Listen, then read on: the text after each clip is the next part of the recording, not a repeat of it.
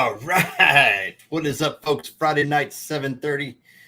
Y'all know what that means. It is time for the Panhandle Fishing Report. I'm your host, Mike Smith, Smitty Surf Fishing, and with me always is my co-host. What is up, everybody? It is Demo from Finding Demo Surf Fishing Podcast. Welcome to Friday, the weekend, and it's going to be 50-50. We'll see what this weather does. Tomorrow's looking pretty good. Sunday's looking pretty good with like 24-ish% chance of rain, which means it'll probably rain all day. Yep, because we all know if it's under 50, we're going to get rained on. So, I am tired of the rain. Tony, good evening to you, sir. Hello. Mr. Fagioni, what's happening, buddy? I know there's some areas that really need the rain. I wish it would go rain there and they could get all the rain they want because I am tired of it here. I mean, it's less than desirable. I mean, that's kind of the words I'm thinking of it. It's not exactly the most ideal situation, but, on the same note, what can we do? I'll take a little bit of it. Vernon, good evening. Yeah. Jason, Vernon. how you doing? Jason, what's up, buddy? JC, what's going on, buddy? JC, I will call you this weekend, JC. We have to finish our conversation from the other day. Okay, it's almost like an every week thing. JC, I got to talk to you. JC, yep. I got to call you. I talked to him not too long ago. It was kind of fun. I talked to him last week. I talked to him quickly last week. I talked to him. I talked to Papa Guggen. Yeah. I was surprised to hear that stuff. He's doing his move. I went on a blitz for podcast stuff because I realized, hey, I might want to get back into my job. Yeah. I saw that you got a lot of stuff coming out on the podcast side. Yeah, that all blew up real quick. Steven, good evening to you. Mark Burford, East Coast. How's it going? What's going on? Florida Surf Tackle in the house. Bruce, nice to see you. And when he does pop on, because I know he'll say hi once he gets here, will be William, which he is correct. I do have a rod in my garage for him. Which one was it? It is the Blue Battle. The Blue Battle. It is. Yeah, nice. It was. I totally forgot. He did the giveaway. He won the giveaway. I do have it sitting there and ready to go. Bill, good to hear you're feeling better, man. Absolutely. Stay away from those garden gnomes that are giving out the plague. Yeah, they're everywhere right now. Glad to be over it right now, though. That's for sure. Yeah, true story, man. True story. So, rough week. Did you get out and do any fishing at all this week? I did not. The mornings I was going to go out and get after it, unfortunately, either work took it or the rain scared me off. Rain doesn't scare me, but when I start seeing those red markers and that lightning, I don't want to do that. Yeah, lightning was Blaine. Wonder made me late. What up, Perdido Blaine? What's going on, buddy? There was that video. What was it? Probably almost like 6-7 months. No, I think it was last year. It was a couple of guys. They were doing a boat charter. They coming back on their boat. They ran through a lightning storm. They had one rod in the back of the boat and a bolt hit them. All you saw was those splinters. Yeah, the carbon fiber just blew up, or it was carbon fiberglass, whatever, just blew up. That terrifies me with like being the idea of being out in the surf with a 12, 13-foot rod. That just does not sound like a good time. We started a trip on Wednesday morning. Was it Wednesday morning? Yeah, Wednesday morning. And it looked like we had a good weather window up until about 11. So charter ended at 10:30. It was going to be perfect. Started off good. A lot of fish, a lot of whiting in close. And you could see the storms were miles offshore, right? Yeah. But then I saw it coming from Pensacola way. And I could see Portofino from where we were fishing. And then I could barely see Portofino. Then I couldn't see Portofino, and then it was coming in, and I told the guy, we were like 2 hours in, and I said, we're going to get wet pretty quick. And looking at the radar, it's going to be here a while. So we ended up having to cut it short. Yeah. And stayed and kind of, we made it to the truck, got everything packed up. It started raining. By the time we got home, it was just a downpour. So cut it off pretty quick. We did get a trip in. What did you get? Destin Princess? I heard about this in the yard right now. Got hit. Jason told me about that getting hit, Steven. That was crazy. That was in the yard. I wonder why Steven posted the picture of it up in the yard. Yep. It hit. Steven, correct me if I'm wrong. Jason told me it hit one of the radio antennas, ran down through the pilot house, down 2 more lines, blew the generator and one of the engines, I think it was, right? I think that's what I heard. Dang. boat. For y'all that are watching out of the area, the Destin Princess is one of the larger head boats. Goes out of Destin. Great boat. Yeah, big boat. And it got struck by lightning last week. So is the captain okay? Captain got knocked out. Is everybody all right? And everybody's doing okay? Burford just put in there too. I heard about this. Broken Reel 23, also known as Spencer Brogdon, posted on there. Yep. Jacksonville, the new pier got hit, so it's not going to be new for long. Did you see that chunk of concrete that blew out of the side of that thing, out of the pier? No, I didn't see that. That was crazy. Was it? Blew that out, and then actually hit. There were 2 dead seagulls that were laying on the beach too. So Ryan, what's going on? Deerfield, good evening to you. What's going on, guys? Everyone's okay, so that's good. Yep. Good to hear there. I had a small conversation with Deerfield on the phone this week. He's got he's got some plans. He's got some ideas. He's got some stuff. I heard they've upped the ante on the Goodbye Pompano on the cart giveaway there. Yep, and they also are sponsoring the SSI running of the Bulls out of Georgia. Yeah, they're running on that one. Yeah, they've got some stuff coming, and I'm nice. And I talked for a few minutes. I kept trying to stop writing notes down for me on my build. I'm just like, oh my god, if I do this cart's gonna be more than my car. You know, it's just right. It's so many fun things. And the worst part is, it's because of you. Because of me. Only partially. I love you. Partially. Yeah, it's getting an upgrade. We're putting a gear reduction motor on it. Turn a little better, self-tensioner, hinge plate for the motor. So I gotta get together with Mr. Tom Cabrera. He and I gotta put our noggins together and figure out. And then the handle that I want to get from Deerfield with the box on it. All my batteries and everything will fit right inside there, so I can get rid of that little ammo can with the batteries in it. So it's going to be a nice tight setup. Nice, man. That'll be really good, especially the way you're going to have to run the wires down from the top. That's really smart. I think absolutely. So what do we got here? My show notes fell down. Oh yeah, show notes. Yes, we use them. Questions of the week, maybe. Yeah. Again, everybody, you all know what we always ask you, and we can see we got good numbers tonight. Everybody's here. Oh, he just popped on, so we're going to speed it up. Mm-hmm. We got some good stuff coming here. If you guys everybody's ever interested in sponsoring the show or getting in on advertising, please reach out to Mike or myself. We will happily discuss the packages with you to get that going. With the question of the week, and this is also going to be somewhat of the theme of the show this evening. What is your go-to fish recipe? Pop that in the comments. Let's see those fish recipes right there. It's going to be, I want to hear what you got. What about you, Mike? What's your favorite? Absolutely. So there's a few. But I will say this. I asked this a while back. I think we talked about frying fish, air, grease, and all that. I have tried several times since. I am now 100% grease frying everything. I don't care. I'm tired of messing around with it. I'm tired of not getting my crunchy fish fillets that I want. I tried spritzing with olive oil in the air fryer. I tried, all sorts of stuff. Now it's just, I told Shandy the other night, I said, okay, from now on, we are 100% grease frying everything. I don't care. That's a good one. The other recipe that we've used recently on like bluefish fillets and Spanish mackerel is a mixture of, and some people are going to be like, ew, but it tastes really good. Mayonnaise, lemon juice, garlic, and a little bit of like parsley mixed in there. Mix that up and then slather it on the fish. Broil it for like 8 minutes maybe until that mayonnaise and stuff starts bubbling and get nice and kind of crispy, and then bring that out. You lost me at mayo. See, I told you, but it is delicious. You got to try it. Don't worry, Blake. We see you in there. We're going to get over there soon. Looking good, homie. Looking good.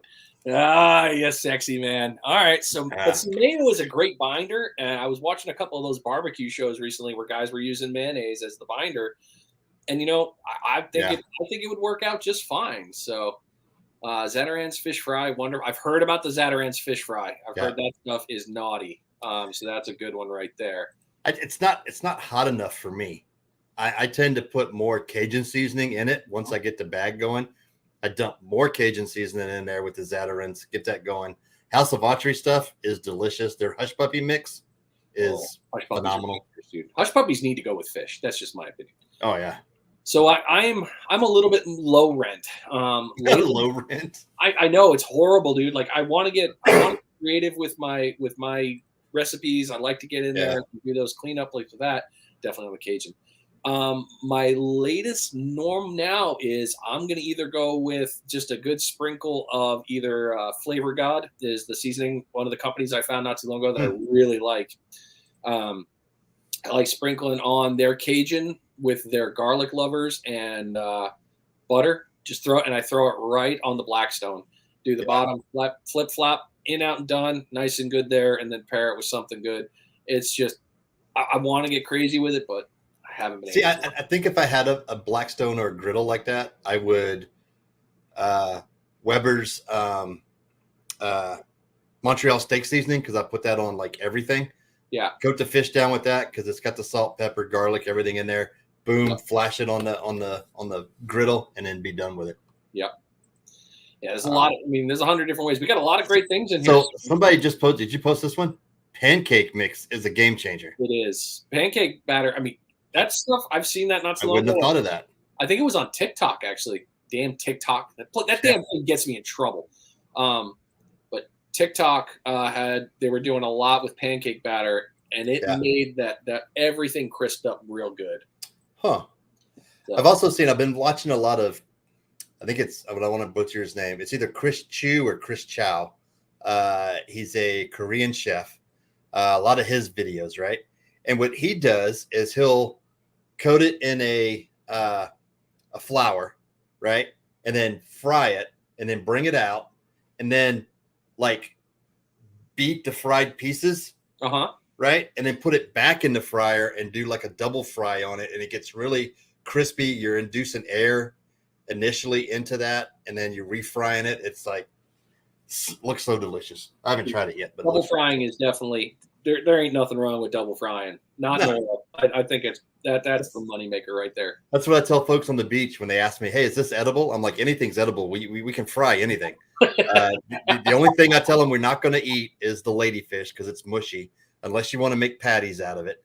But hardtail's not bad. Fried up, bleed it out, chop it up into nuggets, fry it. It's good. Catfish, dude, they're not bad. Catfish. I'm you just got to catch a big one. Yeah. Doing the whole EKG process too, because it forces you to bleed them out while their heart's still pumping. You're gonna get the blood out. Dude, that made a huge difference with a ton of things with blues. So, all right. And after that, so we'll keep asking the captains, and by all means, if you guys see recipes, there's going to be more in the scroll. We're going to talk about more about food and cooking. There's a lot more that's going to come from that. So keep those things coming that you like with those. If you want to post your recipes up and tag the creators. Or if it's you, put it in the comments wherever you're watching from, tag them up, get it going there. We'd love to come back and take a look at your things. Absolutely. So weather tonight, like I said, it's not going to be bad. Tonight we got 33% chance, winds out of the north. I bet it is calm out there right now. Winds are going to be low all week. The chance of afternoon thunderstorms, scattered thunderstorms. This weekend's looking good. Look at that, 87, partly cloudy, 24% chance. Winds out of the southeast at 7. It's good for when we're on the surf, get some wave action going, stir up that bottom, all those coquina clams, those sand fleas, holy crap. And we got Blake Hunter coming up next. We're going to start with the surf report with that. But, man, sand fleas over here have been monstrous. Yeah, they're not the tiniest either. We got a bunch of them, but, man, they are the big ones. If you can find the perfect – like nickel size ones, the whiting are tearing them up right now. But most of the ones I'm finding out there are like 50-cent pieces. You end up cutting them in half, and anyway, still works. I'm jumping ahead. Weather's looking good. Like I said, afternoon thunderstorms, scattered thunderstorms all week, but chances are low. Winds are nice and light. Get out there and do some fishing. Oh, yeah. What you got on the windy? On windy, windy is not actually. I didn't even pull it up because I figured we were going to push through because I know Blake's going to run, but I don't mind. I'll get it up. All right, here we go. Here we go. There we go. Voila. Nice. So with the big picture here, I've been zooming in our area, but there's something I wanted to kind of change up tonight. So with the winds, this is something I've started paying attention a little bit more to, is I want to see where it's out and I want to see which way it's running. So you can see we got the nice little bowl effect going here. We got the nice water temperatures. Always important to take a look at that, considering we got some storm activity down to the south. That is, come on, play, you jackwagon. We got some stuff coming. So as you can see, we got the incomer twisting in. Yeah. Nice little bowl of action here. And then offshore, that's all Saturday. A little bit of a twist backs into the evening, turns back in. And you got the bowl effect going here. So always good with windy to take a look a little bit further out to see what the wind pattern is, but also to see what this water temperature is doing, because that's going to determine what that storm's going to do and where it's going to go. Yeah. I'm predicting Tejas personally. Mm-hmm. So with that one on there, I think it's going to be really good for there. You got some good stuff. Kayakers, I think you're going to have a little bit of a challenge this weekend with the rain and the wind, so be a little bit careful with your planning. Just watch out on that with the wave action. I think is my bigger worry. It should be a little darker. Water temperatures are looking pretty good for you out there. I've had some decent reports off the pier. Not a ton of things, but I think it's still going to be a great weekend to get out as long as the surf stays low. Absolutely. So that's going to be in our scroll. I'm going to bring that up because scalloping has been on fire over in Port St. Joe area. There's been tons of guys that are out there who are bringing in. I've heard flounder gigging is quite hot right now. Yeah. I'll have to ask Blake, because I know Blake knows about that side of the world. None of that, dude. None of that. All right, you want to bring it on? All right. So without further ado, we're going to bring on our surf fishing reporter. We haven't had him on in a while, but back with us, Mr. Blake Hunter of Real 30A. If you guys haven't been following him, they have been crushing pompano out there all summer long. It is amazing. Guys. What's up, brother? Pretty good. Let me just say thank y'all again, and I'll never confirm or deny anything about flounder. I take the sentiment of the old timers. I might do it, I might not do it, but I ain't gonna talk about it. That's fair, man. I totally respect and understand that. But more power to Bayou Bandit. He tells me where to go when I go back in Alabama. So thank you for that. Yeah. Nice. Just kidding. No, but how you guys been? Not bad. We've been good now that we've gotten over this COVID thing and been able to get back out on the surf and do some fishing and run offshore. It's been great. Yeah. Well, so good, what's the surf report been like? Well, man, up until I have to say I haven't fished the last probably since the last 4 or 5 days, just because, season has slowed down. But I will say the August report, first middle into August, I mean, we've been hammer timing them. I mean, it's been pretty awesome. I think we've probably caught, oh man, how many fish have we caught? I'd say at least 60, 70 fish. So I will say a ton of fish, because your reports coming out of there had just been amazing on the 30A area, on fire like all summer long. Yeah, we have. And, I move around a little bit. I'll kind of go to PCB and I flirt into Destin, maybe sometimes Okaloosa Island. But, yeah, I kind of stay in that general area depending on the customers. That day right there, I mean, we went 10 for, I think, 18. I mean, everybody's got pompano. Pompano for everybody. Yeah, that was a double trip. Me and my guy Brett Pearson, who's a great guy. He works for me now. Yeah. And it's can't complain, man. We doubled it up right there. We got next to each other and we just put a crushing on them. I mean, we just smacked their butt. And it feels good when you do that and everybody's got fish and they had plenty of fish to eat. So I'll take any pompano in August. I'll just be honest. Absolutely. So, yeah, hands down. So are you finding that you're catching more pompano on your Frisky Fins single drop rig that you guys collabed on than you are double drops right now? I'm catching about, probably 60-40, you know.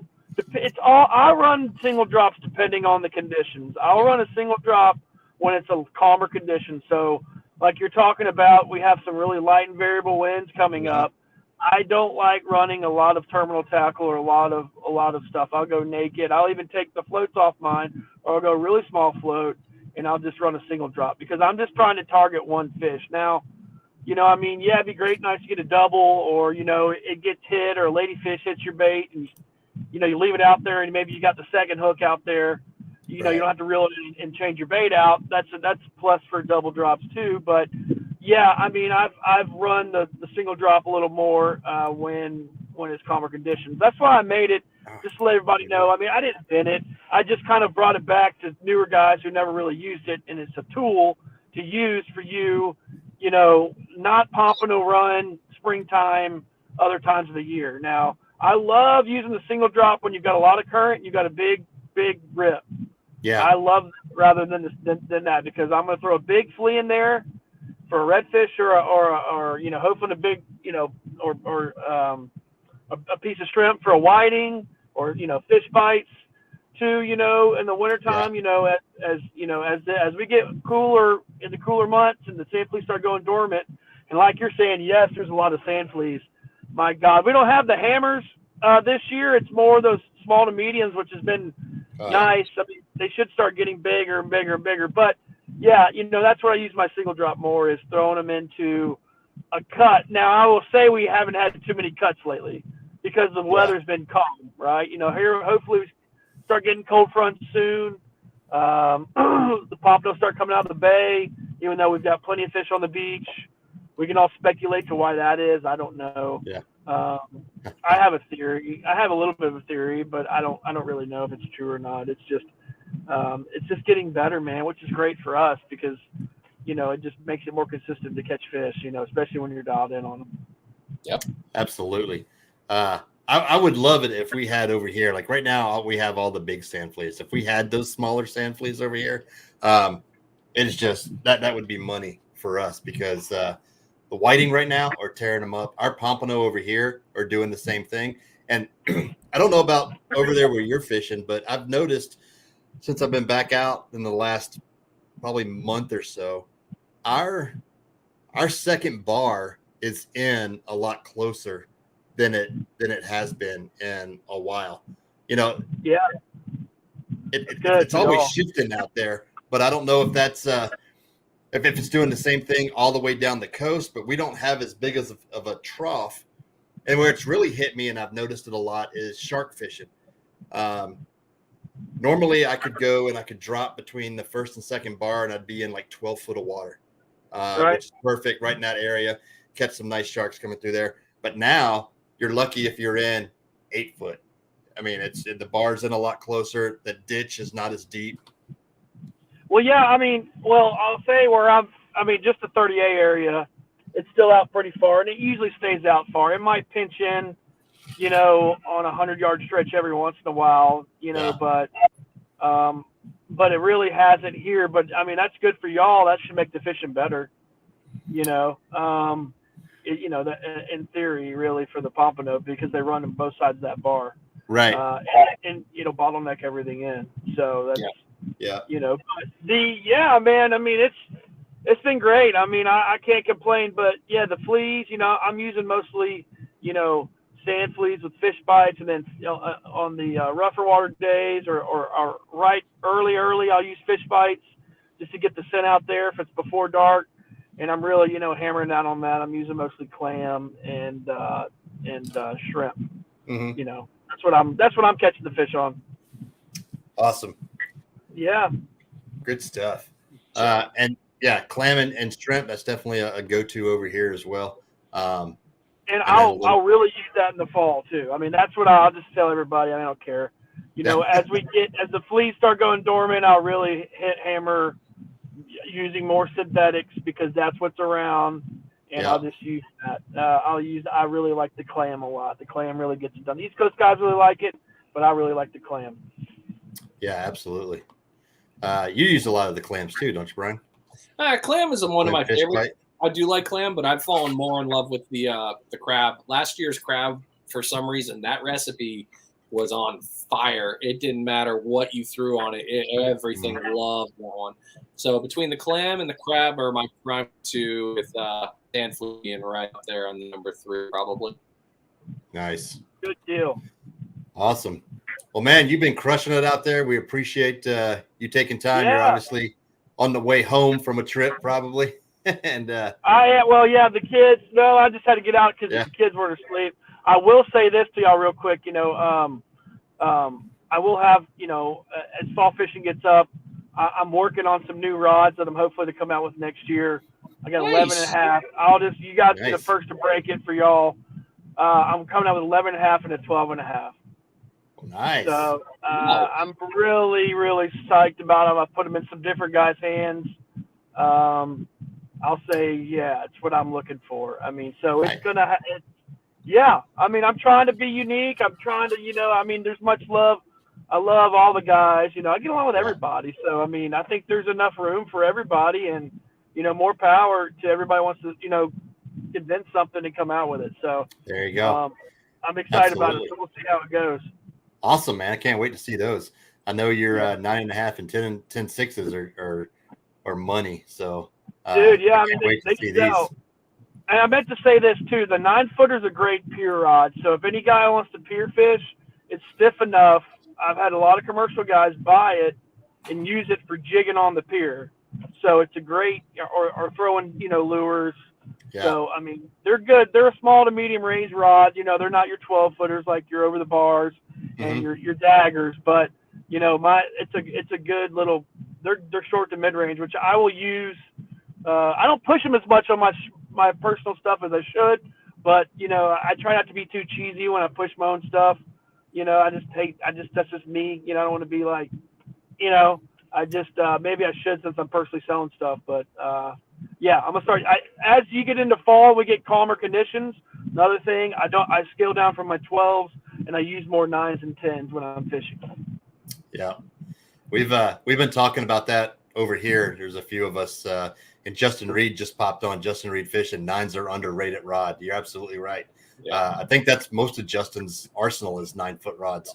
He loves the 9ers. That's right. And he can sail those things out there. But as we move into coming into this late summer, going into fall, downsizing everything for more bites and more strikes out there on the beach is definitely a good thing to do. You're right. Always tackle down. Awesome. Well, brother, we appreciate the report. Thanks for coming on with us tonight. Glad we could get you on here. And if folks want to book with you or rent gear or any of that good stuff, how do they get in touch with you? Yeah, so you can reach out to me. It's on Instagram, Facebook, my website. So Instagram is The Real 30A because Real 30A was taken. So The Real 30A, Facebook's Real 30A. My number is 850-687-6063. Website's www.reel30a.com. I will be honest, the best way to do it is either call me or text me. I don't always check like Facebook messages. I get hit a lot of different angles. Instagram's the thing I check most. I'm really not on Facebook as much because I just juggle a lot. So don't take it personal. Yeah. Somebody messages me on Facebook and it takes me a while to get back to you. Sometimes I'm slow. I'm sorry. No worries, man. We're all busy in that aspect. Blake, before you go, what's your favorite way to make fish? Oh. Okay, yeah. What, pompano or like any fish? Like a white fish like you're talking about? Any. So, my wife really loves, and I like when my wife loves it, you know what I'm saying?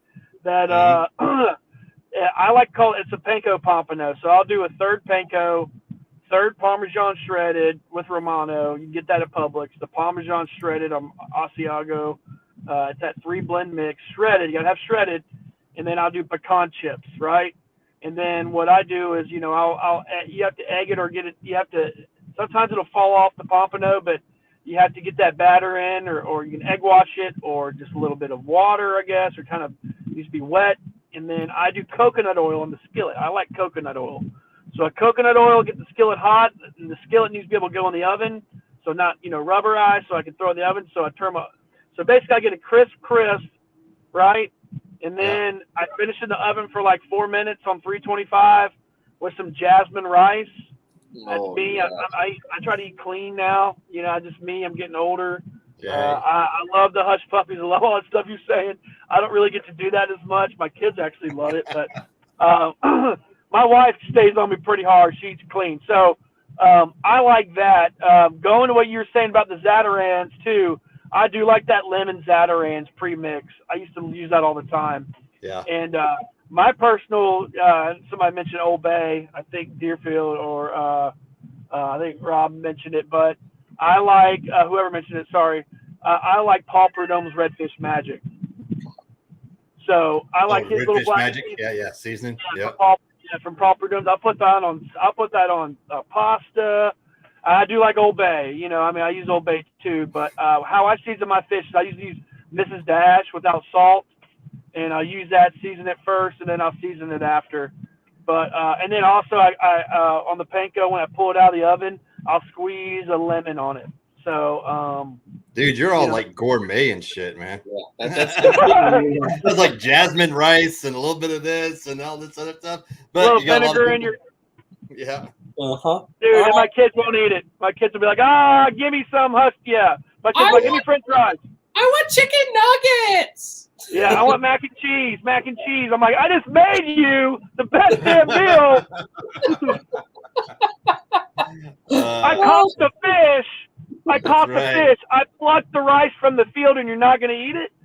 Oh, you know what pompano costs a pound? Damn it! Yeah. Wait till I start cooking all that flounder. Oh, I shouldn't have said that. Yeah. Oh, you said it out loud. Yeah. Awesome, brother. All right, man. Get out of here. It's good seeing you, brother. Thanks, Appreciate y'all. it, man. Keep keeping on. Doing great. Appreciate it. Like, always good talking with Blake. God, coconut oil. So many uses for coconut oil. So many. Coconut butter. Coconut butter. Oil. Yep. Coconut butter. So many uses. So many uses. So we had a lot of people jump in here with comments while we were talking. So Bill says, what do you do if you've already downsized your stuff and now you're into January and February? What do you do? I mean, you're already January and February to me is kind of like the summer. I mean, it's skinny fishing. So you really got to tighten up that. I mean, you got to go thinner line, lighter on that set. You got to be a little bit more tactical in the high summer, low winter. Yeah. So I think being small on that one, I don't see a problem with it. I will agree on this thought though. They are maybe a little bit further out. So you just got to kind of plan it. Yeah, definitely. I leave the skin on. David Bates, for cooking pompano, do you leave the skin on? Yes. Yep. I do. I just started taking the scales off of them after talking with Allison. We were on the phone. Huh? Pompano have scales. I don't even mess with them. They're so tiny. Like, what do you do with them?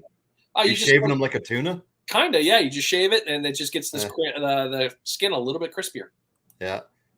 Tony, I'm a salt baked pompano guy. Yeah. If you guys haven't seen that is a hell of a way. Tony's video, fish gum on Facebook, not Facebook, YouTube.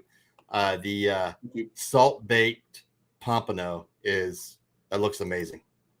It was just so much salt loss. But the funny part is knowing that it doesn't take the flavor on, it just encrusts it and steams it as it goes. It was like, yeah, that's really cool. Jeremiah, yeah. I'm with you, Jeremiah. That's the reason I leave it on, is because when we're done, I scrape that fillet off the skin, and then all the dogs get pompano skin from the grill. So I know this is weird, and the comments are probably going to blow up at this, but now I forgot his name. The kayak guy that travels the country in his RV. He goes down to South Panama and does for the rooster fishing. Justin, I know you know who I'm talking about. I think his name's Rob. Okay. Fields. Robert Fields. Okay. Got it. So he actually just showed what he's been doing after he cooks them. He's been eating fishtail. Like the actual tail? Like the actual tail, frying it up into a crispy chip and eating the fish tail. So, and our next guest may be able to talk about this, because he did a social media post on the parts of the fish that go to waste, I guess, and how many people that actually, that's you, Mark. I see you in the green room. He's like, hey, that's me. I was like, yeah, it's you.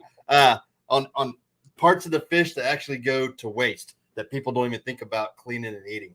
And I probably one of those things is, frying up the fins. clipping them off and making potato chips and the throats and not the gills. What are you doing, man? What's he doing back there? What is this? Like, that's gills, man. That's gills. I mean, the throat. I love the throats, man. The throats is shocking.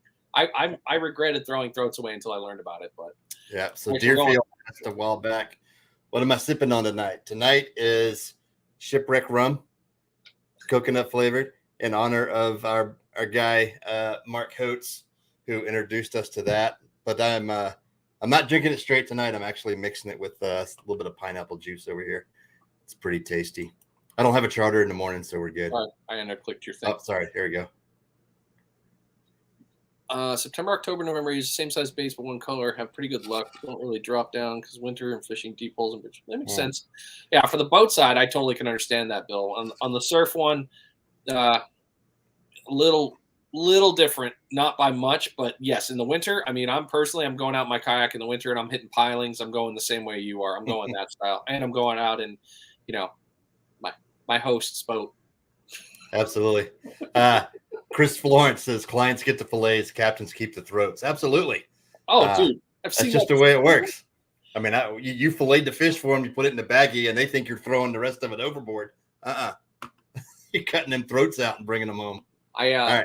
It was Ryan, the casting assassin, that actually turned me a lot heavier into it was in trigger throat. After the triggers got cut and everybody left, he's like, oh, no. Get those trigger, cut those throats, bag them up. Nice. But yes, Tony, good point. Keep the heads. You can make a great fish soup. I used that last year. I did that to make that fish. I was making a fish stock. I think it was I made a Thai soup. I can't remember which one I made. I think I made tom kha, and I had to use fish stock, and it was delicious. That thing made it so much better. Nice. Shut up, Peter. I don't need you to talk. All right, so we are going to, without further ado, I got it. Yeah. Go ahead. You got it. We're going to go ahead and move into the offshore report. This week, the offshore report is being brought to you by Gomexis. Anytime you want to get your hands on those Gomexis knobs, use code SURF, SURF, for 10% off. That is only through Gomexis' website. You can still get your hands on it. Keep your eyes open because Gomexis is still producing other things for these rods and arms. There's more coming. We can't tell you about it yet, but we can tell you that something else is coming for another set of reels. So stay tuned. Once we can let that out of the bag, we absolutely will. Absolutely. So without further ado, bringing the big guns here, old Captain Mark Hotze of 38 Light Tackle in the Destin area. Good evening to you, sir. Hey, guys. How are you? What is going on, buddy? Haven't seen you in a while. I know. It's been since before snapper season started. So yeah, it has. Earlier when we were talking about what we're doing on the show or whatever, and you said something about, I hope you have enough, or I hope you're ready to talk. I'm like, man, I've got about 3 months of stuff to talk about. Mm-hmm. Yeah. All right. Go ahead. So coolest thing for me, as far as snapper season goes, I'm almost made it through all of snapper season without using a lead sinker. So I thought, for me as a light tackle guy, I like doing everything I can to try to have as much fun as I can.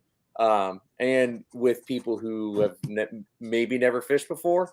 So it was just really fun for us to see how light a gear we could come up with and how big of a fish we could. The bottom bite was weird for us in state water. So real quick, we figured out chumming them up to the surface. And you guys have seen my posts and talked about all that stuff before. But it's just been really cool. Now the water temperature has been very hot. So I think the fishing is, I mean, everybody talks about the dog days of summer, and that's definitely true to an extent, but there's just a way to fish it. And I mean, like every other month or every trip you go out, you just kind of have to figure out what's going on and evolve. Like if you go back to that couple pictures ago, there were those cobia. Yeah. Now we've probably, like last year we caught maybe, I don't know, 200 king mackerel and maybe 100 mahi. And then this year I've caught maybe 20 kings and maybe 500 mahi. They've just been everywhere. So that day here, this was on Tuesday of this week, we went out to where I told the guys, like, let's go throw some jigs for some mahi. And we got there and we probably caught 25 or 30 cobia about that size. So it was just the weirdest. I was not expecting that at all. But for us, it's just been a big Uh-oh. Is everybody frozen? No, we're good, man. Mike and I both got a text. We just both got a text at the same time and was like, "Whoa, what was that?" Okay. And we're both, right? we're both looking at it, and we're all looking. I'm doing dates in my head. I'm like, I don't even know what day it is. Uh-oh. We'll talk about it because you asked. So go ahead. Yeah, but it's just been, for us, the big thing right now, especially, is going out and throwing jigs at mahi. That's the most fun for me. And luckily, where we're catching mahi or finding mahi are on places where we'll drift or throw flat lines off the back for kings. So when people get on the boat and they're like, "Hey, what do you want to do?" We're like, "We could go look for black snappers. We could go drop 2 hook rigs all day for triggers and mingos if that's what you want to do." But the fun thing for us, the whole light tackle jigging thing that we want to do, drift the bait, throw for mahi, and see just what we can catch. So that's been the fun bite for us lately.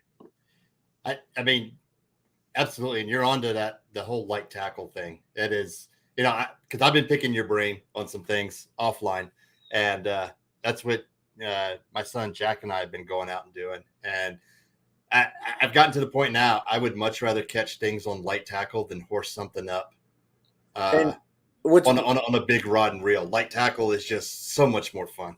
And what's funny about it too is I mean, we're still catching big fish. I mean, some of the fish that we have put in the rodeo the past couple of years are, regardless of the size, the gear that you're. I mean, that's that right. I mean, look at that. That's that mingo. I wear a 12 shoe, and that mingo was over 5 pounds. So it was, for us anyway. And I go back and forth. You guys know who Benny Ortiz is from Shimano, the kind of slow pitch jigging guru. I was having a long talk with him the other day about fishing over conventional gear versus spinning gear, because the gear is not made for what we're doing it for. And I think I was telling you this too, in regards to Jack getting into it. It doesn't really matter. And Tony, I see your comment that says, "Can you define light tackle?" We're catching, 80-pound amberjack, and I think we caught a 500-pound bull shark on a Saragossa 6,000 spinning rod, and a slow pitch jigging rod. So light tackle is, IGFA considers the smallest line or the smallest piece of tackle in your setup. So whether it's your leader, your main line, in other words, if you're on a 2 or 4 pound tuna class IGFA world record, you can use a 2 pound main line, but like a 400 pound leader. So it's all I consider light tackle honestly just much smaller gear than you should be using to catch those fish. But there's different ways to do it. And and Shimano and everybody have a tendency to say hey, here's how it's designed and here's how you should use it. And if I'm being honest with you, that's not how I do it at all. And my overall theme, and people who get on my boat, I try to show them my technique and what I like to do, but there's no wrong way to do it. So jigging is, and slow pitch stuff especially, it's every day it changes, and there's no wrong way to do it as long as it works. So absolutely. That's what, my comment back to you, there's no wrong way. If you're catching fish, then it's working. Yeah. A lot of that. Yeah. Conventional tackle, they say let the rod move the jig. And then once you hook the fish, fight the fish off the reel. I fight a little differently on mine. My rods don't really do much other than move the jig. So that's the same. But when I hook, if I fish almost full drag, and my fight on the fish is pretty linear. So once it's almost, I tell guys fight the fish like you're snagged on the bottom and you're trying to break off. So if you hook a grouper on a jig on the bottom, you pull that fish like you're trying to break off. And I tell guys, don't be afraid to break off. What's the worst that happens? We lose a fish or you lose a jig or something like that. But normally once you can get that fish turned and he starts coming up to the boat, and then you start leaning back a little and the rod starts coming up, I'm like, reel. So it's just a lot more fun. But it's definitely not how the books say you're supposed to do it. But it just I prefer fishing spinning gear. So it's just kind of how we've evolved and sort of figured something out. Absolutely. So I'm going to jump in. Did you catch this lionfish on a jig? So no, that one. So we've caught, Lonnie from GI Jigs and his son were down.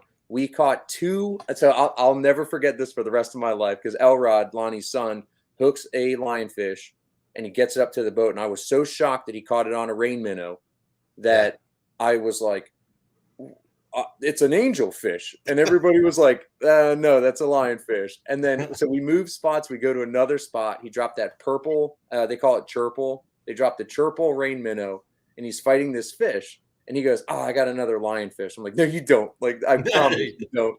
And he got it all the way to the boat. And he's the only person in the world who knows what that fight feels like. But that lionfish actually came off of a live pinfish. Oh, wow. A couple days ago. Okay. So speaking of light tackle, so like you may say, looking at this picture, that rod and reel looks like light tackle. Yeah, so that's a Stratic 3000 on an inshore rod. So when we found that fish, and it's funny because the comment I posted with that said that about 25 minutes into that fight, he was like, "I don't like light tackle anymore." But it's that fish is a perfect example of what I was just talking about, because once we hooked it, that fish was just kind of swimming at will. So I hate to do this, but I was like, hey, man, tighten your drag a little bit, and I want you to put your hand on the spool. Now you need to let him run when he wants to run and point your rod at him, but I need you kind of pulling this way and reeling towards him, and just to try to speed up that fight and have a healthy release of that fish. But halfway through, to teach a guy how to hand drag and pull the fish in more of a linear fashion is pretty interesting. I bet. So, yeah, that's an awesome fight right there on light tackle. Yeah, and that snapper and most of those black snappers that we caught this year were all off the surface.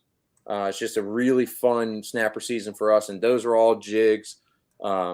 Everything there except that black snapper we caught on cut bait on the surface, but every one of those mahi were caught on jigs. And like I said, we've probably had, 300 of them or so. So it's just, yeah. Also off of the rain minnow, we throw the rain minnow a lot. I keep 2 rods on my boat rigged up all the time with rain minnows. So, and you're saying you're catching these black snapper right there on the surface. It was amazing to me, not having done much nearshore fishing in a while, the schools of triggerfish and these snapper that would come like literally right up to the surface.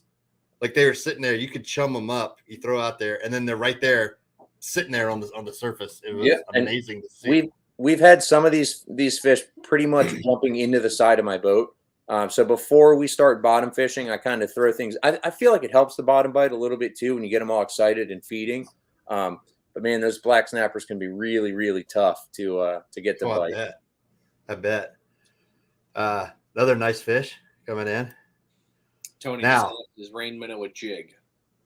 Yeah. Oh yeah. The rain minnow, that's the GI jig rain minnow. It's basically I like the 1 ounce diamond jig, and you can throw those at the mahi, at jack, creval, at redfish. There was a day when we went out with just those jigs and we caught 17 species of fish on that jig. I thought I had one in here next to the computer, but I don't. I've got plenty right here. Yeah.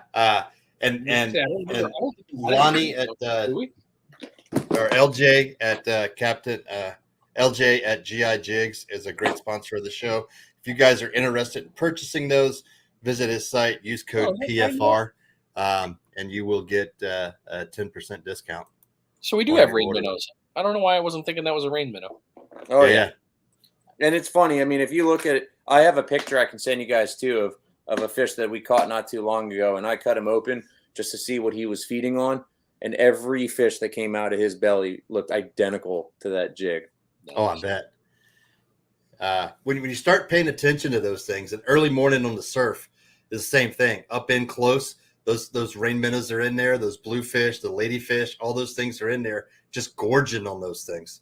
And Spanish will come in close, just gorge on those rain minnows. I always tell guys too to when cut that fish open, look at it and see what it's feeding on, and that really kind of adjusts the kind of jig or what I like to throw.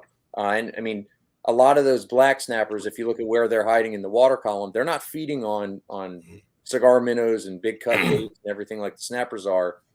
They're feeding on much smaller things. So just it helps everybody be a better fisherman when you actually cut up that thing open and see what they're actually feeding on at that time. Yep. Or rain minnows, baby ladyfish. No, it's a whole different species. They're actually just minnows, but they're the clear, almost like glass minnows too. They're all like the same looking flow jumped on fish. Yes, they are. Yes, they are what? Baby ladyfish? I'm so confused.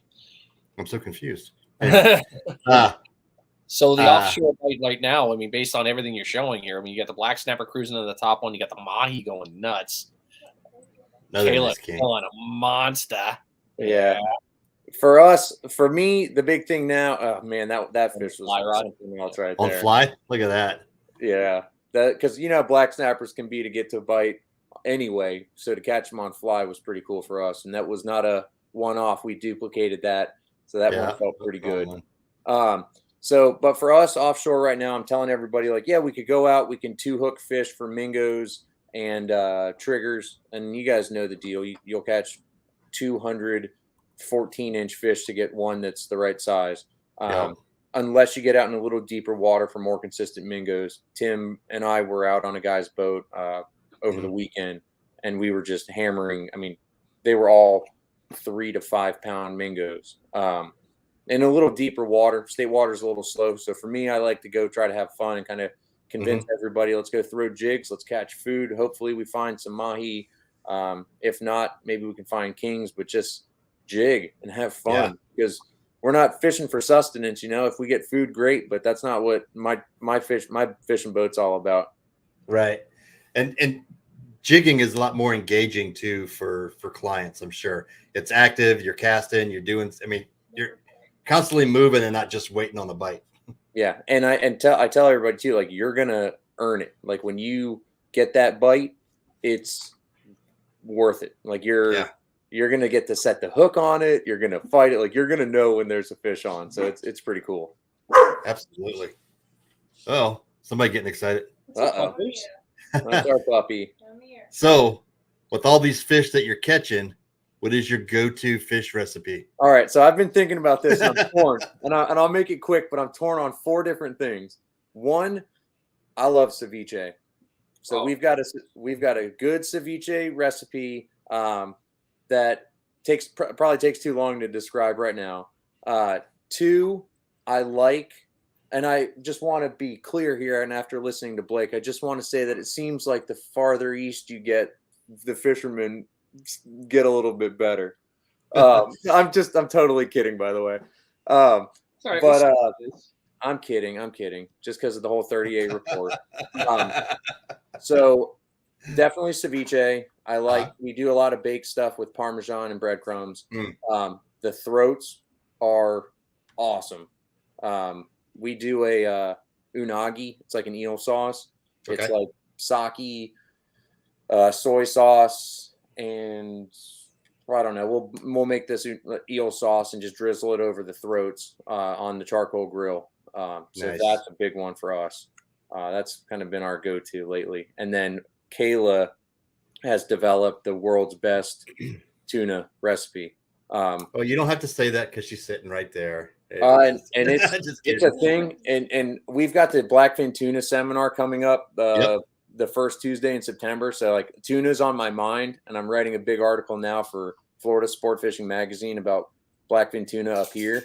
But speaking of recipes too, we have it used to be top secret, but Florida Sport Fishing Magazine is printing our king mackerel recipe in their next issue. There's a trick that we do with it, and I'll tell you guys now. It's going to be in there. Before we cook any kind of, almost every fish now, we'll soak it in milk for about 20 minutes before we cook it. Yeah.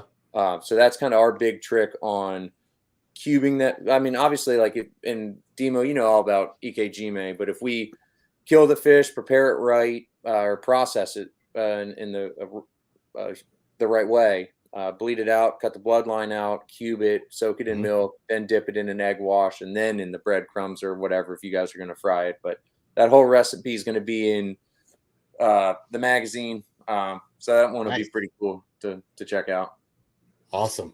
There, man. Yeah, I know you're a big ceviche guy. I saw you guys had the pre-mixed bag on one of your photos for coming back in on the boat. It could have been on shore too. Could have been. However, there is new ruling that came out that you can actually eat your fish while you're out there. As long as you have means to cook it. Correct. As long as you have some sort of flame source, heat source. So when I read that rule, I'm like, if I got a lighter, if I got something I can heat it with, like over a skewer, then I'm good. That's all I need. Yeah. It just is heat. So anyway, it's you got an engine block. Yeah, exactly. Put it on top of the motor, whatever. No, but it actually says kitchen, being able to a heat source to be able to cook the fish properly. As hot as it's been lately, if you threw a fillet on my cowling, it would probably cook. Yeah, right. So yeah, it's amazing. But yeah, I knew ceviche was a big one. And I've done pompano ceviche and I've done whiting ceviche. It's turned out really good. And when I try to explain that to customers who have never heard of ceviche before, I'm like, yeah, they're like, well, how do you cook it? I'm like, no, it's the lemon juice, the lime juice, all of that. That's what cooks it. And they're like, I don't know about any of that. I'm like, all right, you're missing out. We'll do it a lot with kids to kind of get them into, and I don't want to say guilt, but I'll give the whole like, well, you caught this thing, you might as well at least try it. Right. And then in front of me on the boat at the dock. Right, at the dock. Yeah, when you get back to the dock and you're cleaning or later that night at dinner. I'll convince him to try it. And our king mackerel recipe too is kind of a gateway fish to get people to eat it. Gateway fish. I know, right? Absolutely. We get it a lot. And Kayla's in the background going, it looks like chicken nuggets, and it does. Yeah. It's perfect just because people are like, oh, I don't eat fish. And we're like, trust us, just try it like this and tell your Tony, I take no more than 4. Normally I'll kind of pick and choose how many, and I'll do 2s and 3s just because it's very difficult to fish the way we do with 4 people at a time on light rods. We don't typically break rods, but we broke 2 rods in like 3 days the other week. So it's it can be really aggressive, and I like to use the word violent because like when you hook a big fish on a light rod, like it can be violent. And I don't know if I'm allowed to say this or not, but you can say what you want. Right? On my boat every day I look for this oh shit moment. Yeah. And that's what I tell guys every day on the dock. I'm like, I'm sorry in front of your wife and kids. I'm looking for an oh shit moment, and we're gonna find it, and you're gonna go, oh shit, what do I do? So that's kind of like, you don't want to, I mean, even like a 40-pound cobia flopping around on the deck with 5 people on there, just with the size of my boat and stuff. If I'm trying to if I gaff a king mackerel and I'm screaming at people to get it out of the way or something. So it's just what we need to do is the 3 of us need to go out there one day and you'll see what I'm talking about. Oh, so Brian and I are talking, and we're talking with you. It's going to be in the off season when we go, and because we want some of those bigger fish. It's going to be bloody. It's going to be biblical. And Kayla gets so mad at me because we keep a whole sink at the house full of OxyClean, and I just walk in the door and she's like, oh, you caught mahi today? We're closing the sink. Like I walk in the door and throw everything straight in the sink. Everything goes in the sink. Absolutely. Yeah, I think Tony would be a good one to go fish. He's big on the whole runt rod in the surf. Oh yeah. So he's already on that and that mindset of downsizing and light tackle and everything else. So. What I would say on that, I'd probably throw on some heavier line. I'd probably throw on 40 or 50. And when you hook that fish, you're going to have to what we'll do is we'll basically just hand drag it, and you end up pulling that fish in by hand, really, because even the gear that we use, it's not really meant for catching a 80-pound amberjack on a spinning rod. So you're kind of on some of the light stuff, like you're basically hand lining that fish up. So absolutely, the runt rod I think would be an awesome thing to do. And awesome. And I say awesome because I'm going to sit in the chair and laugh at you the whole time. Exactly. That's why I'm like, I know what you're saying, and I know what you're going to do. And That's gonna be great. Yeah, get him. I love You're got doing great, bro. You're doing great up there. Guys are like, help! What do I do? And I'm like, I don't know. You figure it out. The fish is down there. You have the view. I'm just kind of here. I do that with sharks, and people start to look over at me, and they like want to hand the rod off and stuff. And I'm like, but this is what you paid for, man. This is what you're coming out here for. And I agree, and that's what I do. Except for some of those, like that jack. I told the guy, I was like, hey man, I'd rather get this fish here so you can at least take a picture with it. So if you want to hand it off, you should. Like, don't let pride get in the way. Like, if you need to hand it off, hand it off. And he did, and the guy was just dripping sweat. And I was squirting water in his mouth as he's fighting it. And I had that rod and maybe 30 seconds, and he was like, oh, all right, cool. And I'm like, all right, you're back. This is your fish, man. I'm going back to sit down. And then once he starts fighting it again, I was sitting there and I was like, oh, it's really hot out here, isn't it, everybody? Oh, man. Oh, man, that's awesome. Mark, you've been doing some good stuff. Your posts have been awesome on social. And if anybody wants to follow you on social media and book a trip with you, how do they do it? Social media. So Instagram, Facebook, 38 Light Tackle. We've got that article coming out in Florida Sport Fishing Magazine. And, of course, the Blackfin Tuna Seminar is the 1st September and October at Legendary. I'm really excited for that because we had an awesome tuna year last year. So I'm super excited for that season to come. And we try to hit these seminars like right before that season happens. So Amberjack will open September. And then normally like the local legend is tunas will show up the full moon in August. And I saw one's already been caught in state water. So that full moon was like the 12th or something. So they should start getting better if this water will clear up. So hopefully that's good, but that's it. When was so that? You real quick before you're out here, you do the seminars with Legendary and Half Hitch, Mr. Tim Broom out there at Legendary Marina. If you guys have missed any of these, and I just found this out, I went back and binge watched a lot during the rain and couldn't get out on the beach. If you guys want to go see those seminars, they're on Facebook under the Legendary Marine site. On Facebook, you can go back and rewatch all of them except for the Mahi one that you guys just did. That was an in-person only for whatever reason. But, that one was a good one. But Tim has more knowledge and information in those things that you could ever learn in a lifetime. So Tim gives the best, and we leave sometimes with a little. I'm like, man, maybe I shouldn't have said that much stuff because then the next time I go out and there's like 4 guys fishing circles around my boat doing the exact same thing. but Tim's got more history here and more knowledge than anybody in Destin probably.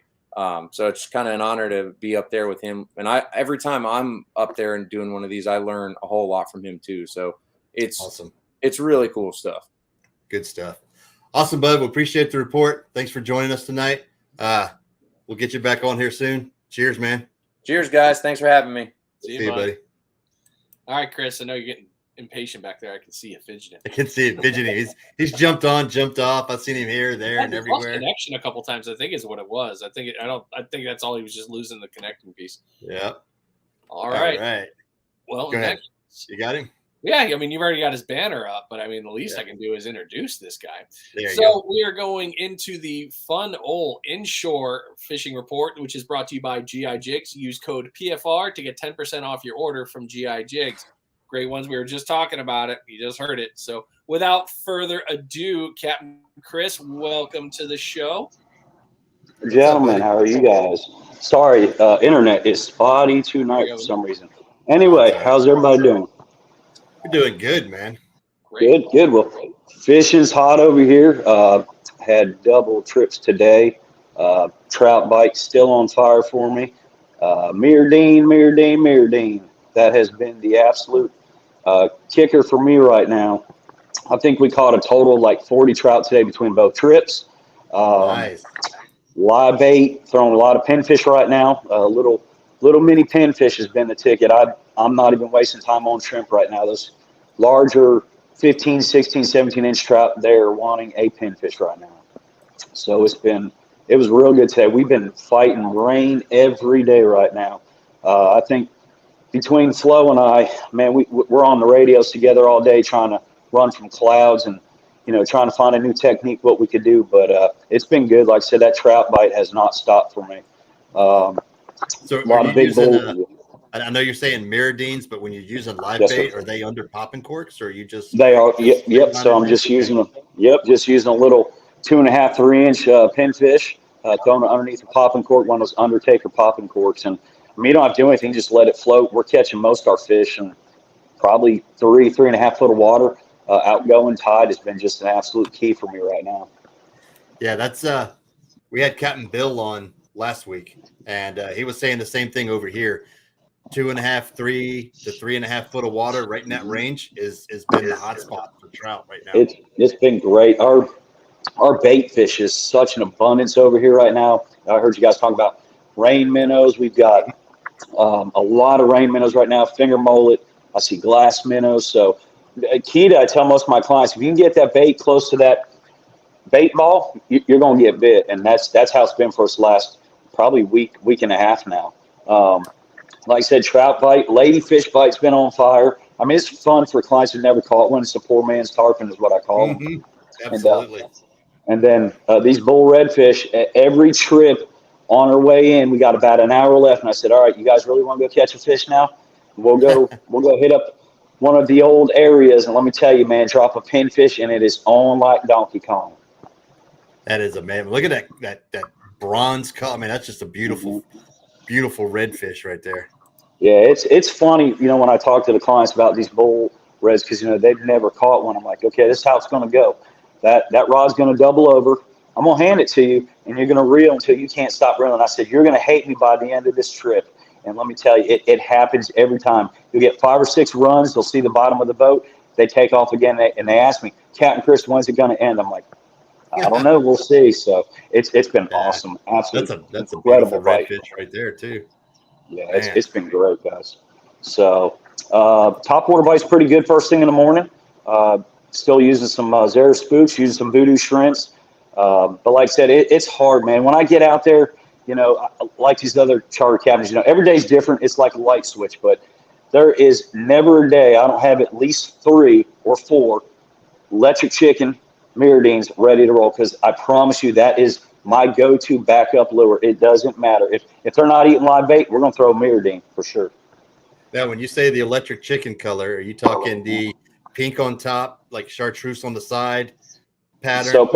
Yep. So they're calling it the EC. It's the pink on the top, a little bit on the sides, with more of the chrome white, and then yellow on the belly. Okay. And gotcha. I'll buy. What I do is I call mirrodine, and they know what I want. Like, I just pick the one quantity, and they just send me the case of it, because that's all I want. So it's like I said, it's been on fire. So I'm excited to see what fall's got to bring. I'm looking forward to a little bit cooler weather. I'm already getting booked up into October, which is an absolute blessing. So I can't wait to get out there and see what this little cooler weather does for all of us, because I know I'm tired of the rain like everybody else for sure. So I'm going to bring this up. What Bill say? Water's still tonic. Yes, it is. It is dirty, dirty, dirty. And that's why I like to throw that electric chicken, because the fish can still see it, and so can I. Nothing wrong with that. That's always the best part. I mean, with the water being funky, the color has seemed to have been the big talk amongst you guys on the inshore piece. Yeah, absolutely. Like I said, we've had dirty water, and all this rain we're getting, it's pushing a lot of fresh water in right now too. So we're battling with that. I mean, I'm seeing more alligators in the area than I've seen in a while. So it's pretty interesting what you get out there while you're inshore fishing for sure. That's it, man. That's what we're looking at right there. Yep, I'm trying to grab it through the screen right now. That's it. That's what I want. So if you're any questions on what it is, Captain Chris is talking about, Schuber's talking about here, it's that electric chicken color right there. That's a killer. Now, what I like the first thing I do when I get these is I switch these to single hooks. You can change hooks off. And I swap those out just because those trebles I've learned over the years that they are dangerous. Yes, they are. But swap those out to a single hook there, and then that thing is killer. Yeah. Mm-hmm. Yep. I don't think you guys will ever find me without one on my boat. So it's just it's one of those things. I think I've talked about this before. You get comfortable with it. You want your clients to get comfortable with it, and it's not a hard lure to use. So literally, I hand them the rod. I say, 2 twitches, pause. 3 twitches, pause, and they'll do it for 4 hours. And I'll say, you guys want live bait? Nope, we want artificial. And I'm like, hallelujah. Yeah. So and like that, we catch a ton of fish that way. So It's been good, gentlemen. Mr. Flo and I are going down to the Keys next weekend. I'll talk to you guys backstage about this. Super pumped. Going to catch some tarpon, maybe catch a bonefish. If I can convince him, we'll go catch some peacock bass. So I am looking forward to a week of fishing down in the Keys. So I can't wait. Can't wait. Awesome. That peacock bass is definitely on my bucket list type fish to get into. I got some places. I remember growing up and watching the fishing shows on Saturday mornings and stuff, and then bringing in great big twitch baits and stuff like that with the props on the end of them, and bringing them, whipping them things back, and all of a sudden, out of nowhere, like somebody threw a grenade in the water. Yeah, and it just explodes. A big old bass on steroids is what it is. So it'll be kind of cool to go back to our old roots. Flo hasn't been back to where we're going in probably 20 years. So it's going to be a good time for us just to get away. And like I said, what better else to do on your time off but to fish? Absolutely. Cool. Well, awesome report, man. Thanks for hanging out. Normally you're in the middle, but we had you on the end tonight. But great report. Some awesome fish. Folks want to get up with you and book a trip. How do they do it? Absolutely. Facebook, Instagram, Saywin Charters. If you want to go offshore, partner Captain Chris Florence will get you out there. You want to do inshore? Call me, Captain Chris Schuber. We'll get you on some fish. Awesome, brother. Great report. Appreciate it, man. We'll see you next time. All right, guys. Have a good evening. Thank you, bud. So pinfish have been like when we dropped pinfish in the boat the other day, it was a red snapper every time. Of course, red snapper's out of season right now, so that kind of sucked. But those little 2.5, 3-inch pinfish like that, drop that down on a small little. We were using a 1-ounce weight for Carolina rig, and no sooner it hit the bottom, if it would make it to the bottom, we were done. We were hooked up and bringing fish up. And on light tackle, that's just so much fun. So you're gonna make Mark happy. Yeah, right. Light tackle, everything, man. That's the way I've been picking his brain, man. It's look at the dog. That dog is not a puppy anymore. We can see stuff in the green room, and Mark's back there with his dog clapping hands back there. So remember when that thing was a little puppy? Now it's a friggin' full-blown monster shedder. Getting big. All right. We are an hour 15. Let's jump on. Oh crap! We forgot to ask him how he likes. How he cooks his fish. He jumped off already. All right. Oh well. I'm gonna guess he fries it. I'm gonna go fry. I buy that. I can see him. I buy that. Let's see here. Share rigs. Of course, now the fat kid wants fries. Thanks, bro. Oh, yeah. You're welcome for fries. Facebook. Yeah, we'll do this. Close that. Go to saved. Go here. All right. Tonight's shares are going to be all about food. Well, almost all of them. We'll start down here with the fish ones first. If you guys haven't seen this photo that's been going around on Facebook, look at that action shot right there. And that's what I see every time I see this. And I told Tony this, and I was like, I can't look at that photo and not hear Cookie Monster just shoveling in chocolate chip cookies. Like, nom, nom, nom, nom, nom, nom. But that's an awesome capture on the Go Fish cam there. Great photo. Once in a lifetime photo, I think, here in our area. And yes, it is a permit, not a pompano. So that's an awesome catch, especially for up here. That's awesome. It's a great shot there. Next one would have been a PB scamp, but everybody pays taxes right now. Mr. Sean Lawless. At least he got a nice throat out of it, maybe. He did get we left him a little something. But would have been, what do you say? Would have been his PB scamp grouper, and then boom, got it. But that happens. All right, so recipes. Oh, so if you guys haven't seen, if you haven't visited the GulfCoastCouncil.org, I actually went through there the other night and was looking at all the stuffs and the proposals, changes to grouper season next year, the changes to red drum, like everything you want to know what's happening in the Gulf Coast fisheries and the amendments and things that you're proposing. But this was a unique article. I saw you are allowed to harvest fish and eat them while you're out there. It counts as part of your limit when you do that. And you have to have some sort, as you heard us talking earlier, heat source, which says, given this common usage of the word, vessels must be equipped with something that can properly cook the fish with heat. That's the key right there. The simple presence of limes for ceviche or wasabi and soy sauce for sashimi would not qualify the vessel for exemption from the head and fins intact requirement. You can still consume raw fish aboard. You just have to have something to properly heat the fish.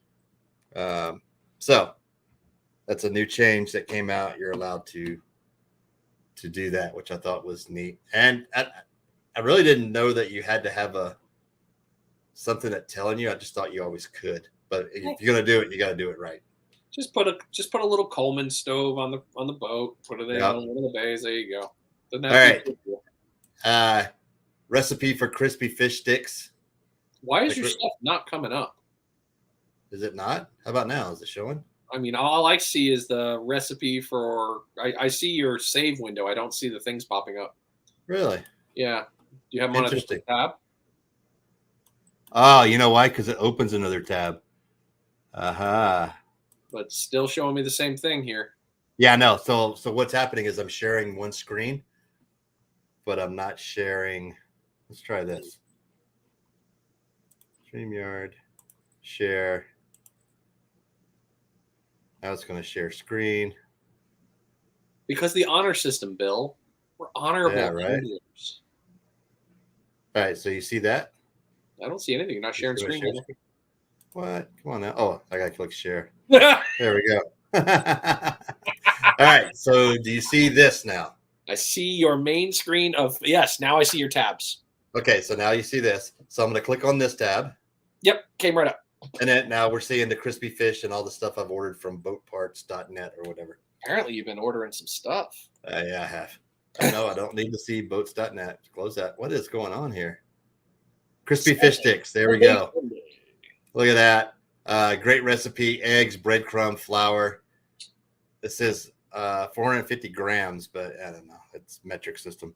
Cod, haddock, any sort of fish. Nice breading. Fry it in grease. And it's delicious. No more trying to fry in the air fryer. Grilled halibut with basil vinaigrette. This one looks amazing. But you could use flounder. You could use really any sort of white fish.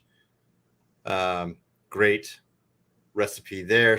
Basil vinaigrette, drizzled over tomatoes, served over vegetables, or right over top of your fish there. Yeah, no. We always try to have some sort of vegetable with our fish. Stuffed flounder over rice. This was up north. Cooking and Fishing. I don't know if you're a member of that group, but they got some good recipes and stuff. Nice limit of flounder in there. This is obviously up north, not down here. And then fillets wrapped around crab meat stuffing. And then maybe a little cheese and some other green stuff on top and some butter, and just cook that up over. I mean, that looks delicious. Like, if you guys weren't hungry before, you probably are now. Now part of that person. Now part of that group. Now you're part. Did you join? Yeah, I did. Scallops au gratin. So I brought this one up because it is scallop season right now over in Port St. Joe area. Folks are going over there. I've seen reports on Facebook with just like buckets and gallons of scallops every day. Everybody getting their limit of scallops over there. So great recipe here in a white wine cream sauce. Again, looks delicious. Baked Cajun shrimp.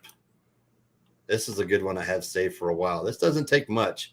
Just some Cajun seasoning and oil and your shrimp. Preheat the oven to 350. Throw everything in and mix it all. Make it all nice and happy. And then put it in the oven for some minutes. 10 minutes. Bake it in there. Delicious. Look at that. It looks awesome. It's disgusting. Shrimp should this one right here. Look at this one. This I thought was pretty neat. Crab crunchies. Cut up imitation crab meat.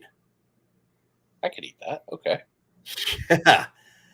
In a bowl, cut up the crab meat or imitation, coat with oil, melted butter, season however you like it, salt, pepper, onion, mix it all up, put it in the air fryer for 380 for 8 minutes. Open it, shake it up, cook it for another 8 minutes, and you're done. Look at that. Just little crab nuggets. That looks so good. Oh, it does. It's so easy. And then last one, Cajun baked salmon. This one's pretty good. Dude, that's a good recipe there. This one, just salmon's a great fish anyway. Just a super easy to cook up. I just wish we could go catch it fresh. That would be cool. That would be cool if we had salmon down here. Yeah, but great video it's going to go through. But anyway, good stuff. So real quick, I've actually created a folder here. I know Mark. Oh, sorry, touchscreen computer now. Mark was talking Tim Broom's A Wealth of Knowledge. I have gone through and saved just about all of his posts on what to do, how to do, where to fish, all that good stuff. So if you guys aren't following the Half Hitch page on Facebook or Tim Broom and all, he's got tons of information out there. He puts a lot of information out there for everybody, and get out there, go follow it, and you too could learn how to fish. Bill, it's actually coming, so don't worry. It's something that there's a reason for this episode being the way it is. We have something. Yeah, it is. Something may be coming soon with more recipes and chefs and things. So I unfortunately got the word late that we were going to get into that. So I grabbed a couple of other pictures that were going on in the world. Perdito Blaine nailing some ladyfish, having some fun there. He got out and had a little bit of a good time. Lots of small Spanish. Jason Dudley, if you guys haven't heard of him, he's always out crushing it. The dude, I had one good meeting with him, and then just after hearing about all the stuff he does, I was a little butthurt. I can't fish like him. Guy's got it. Head Skull Fishing Fanatic, Sean Nicholas. Decent red. Yeah, nice red from the beach. Little bit. Good size. Always good to see big reds coming in right about now. Yep. Castinus. Oh, wait. There it is. There's Tony. Sorry. Justin Reed and Tony got out, and Tony was one shy of the limit. He ran out of time for the day. He had stuff to do. Had he not, he probably would have caught that last one. But yeah, lots of good stuff was coming from that one. You can find out all about that through his page on Fishgum and follow up on his information there. The Castin Assassin with this Gulf Coast slow jigging. He just started this group not too long ago. Ryan is one of the few captains that I absolutely would go to in a heartbeat about slow pitch jigging. I've seen him do it once and was in utter shock, but the guy's got a lot of wealth of knowledge. This group is sharing a ton. If you want to learn about slow pitch jigging, great place to start, but they definitely got right after it. Back. Jordan G2. Old Coach G2 Coastal getting out in the Yaki Yak and crushing it on a monster. Jack. Beautiful. I'm sure that was what they call a sleigh ride. I bet it pulled him around quite a bit. He said he worked on that one for a bit. Interesting lure, though. Is that like, oh crap, what is that? Not the crocodile, but because they make a spoon that's like that. I think the fish bent it. That's what I'm not sure. I don't know. I saw that. I was like, that's an interesting lure. I wonder. So I'll have to. I need to text Jordan. I feel maybe it was because it says this trout lure wasn't rated for the jacks here. So you may be right. Brock. And then Brock out there doing the magic things Brock does, because Brock does catch fish, because that's what Brock does. And yes, I do have my own little personal naughtiness of that one, the smoked Gouda, an Old Bay crab. Another great half hitch one. Yeah, that was a fun one there. Toasted. Yeah, I mean, I know you guys can't tell, when you look at me that I like food, but I promise I do. This is my go-to when it comes to fish recipes. Monahan's is out of Michigan. I found this on accident one day when I was trying to find a good recipe for bluefish. If you're ever up in that area, they're only open for a little bit, but you go to recipes, and it is an endless list. Serve. I'll talk about scallop ceviche. There you go. Crushing it. Grilled oysters. Really? Tuna poke. Oh, that one. That's getting made this year after I catch my first tuna. There we go. Gotta go out with Mark. Stuffed squid. What's that? I said we got to book a trip with Mark. Oh, yeah, I'm down. Where are you? Fluke piccata. I mean, that's getting up there. Where is my stupid favorite recipe? Here's your Vietnamese bluefish. Come on. Where is my stupid bluefish recipe? I thought it was here last time. Is that it? It's on there. There it is. There it is. This is what got me This stupid little dressing right here, this makes this bluefish about amazing. So, yeah, this is my go-to whenever I want to make a fish sandwich. I make this dressing. Olive oil, vinegar, fish sauce, all this mixed together. Mix it up. I may have handed it to a few of my friends to try. Mm-hmm. It's pretty damn good. But I always go to Monahan's whenever I want to try something with fish. If I'm really kind of having a rough day of like, hey, I don't really know how to make stuff. This is one of my favorite places to stop because there's going to be something that sounds really good that I'm going to put together. Ooh, panko. Might have to go down that route. Anyway, before I get myself in trouble there. But yeah. What up, Surf Hippie? Thanks for joining us. You're back from the football game. Yep. So I'm running the control board. Yeah. Jordan was on. I didn't know Jordan was on. You are handsome. Yeah.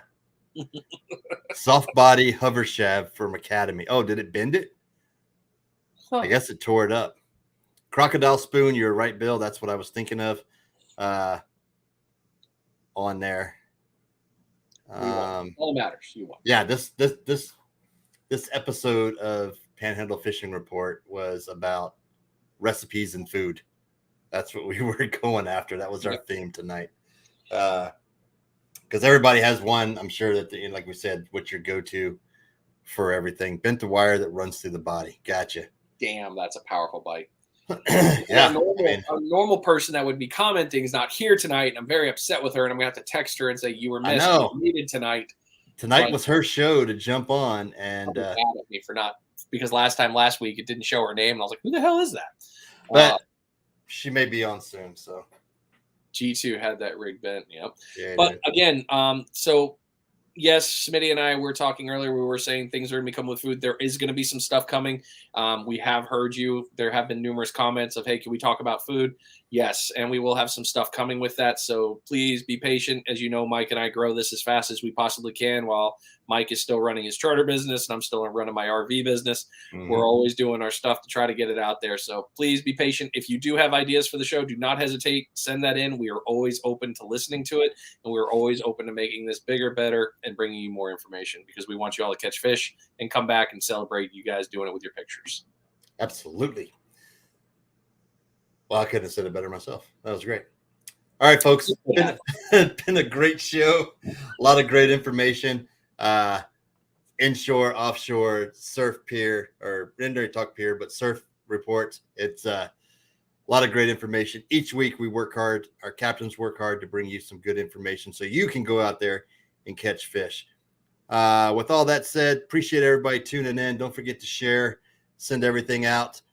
We get this thing ready. Until next week, folks, we appreciate it. We'll see y'all next Friday night. Later.